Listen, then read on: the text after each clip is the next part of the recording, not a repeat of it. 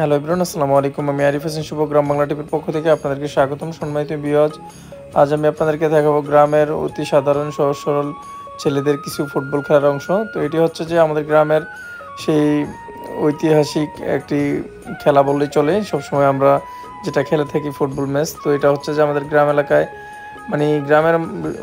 গ্রাম এত সুন্দর হওয়ার রিজনটা হচ্ছে যে আসলে খেলাধুলা এবং কি আপনার গাছগাছালি সব কিছু দিয়ে পরিপূর্ণ থাকে গ্রামটা। আসলে আপনি ঘর থেকে বের হলে, যখন বাসা থেকে বের হবেন, তখন দেখবেন আপনি সবুজ প্রকৃতি ঘেরা চারদিক। খুব হাসি ঝলমলে একটি পরিবেশ থাকে সবসময়।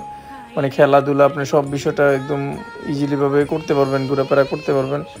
আর সব কিছুই আপনার মনোরম পরিবেশে উপভোগ করা যায়। আর যখন আপনি সবুজ প্রকৃতির মধ্যে হারিয়ে যাবেন, তখন আপনার মন সব কিছুই ফ্রেশ থাকবে, একদম ফ্রেশভাবে হাঁটা চলা চলতে পারবেন। গ্রামটা আসলে সত্যি অসাধারণ যদি সেটা উপভোগ করা যায়, ওরকম মানুষ থাকে। গ্রামের মতো কোনো পরিবেশে হয় না, কারণ যেহেতু আমি ছোটোকাল থেকে গ্রামে বড় হয়েছি, তো আমার কাছে গ্রামটাই বেস্ট লাগে। আসলে আমি অনেক জায়গায় ঘোরাফেরা করছি, নিজের মাতৃভূমির মতো আসলে এরকম মজা, এরকম আনন্দের কোথাও কোনো জায়গা খুঁজে পাইনি।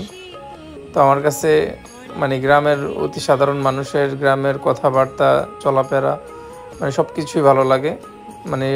এক কথায় বলতে গেলে কি, গ্রামটা অসাধারণ একটি লোকেশন বলা যায়।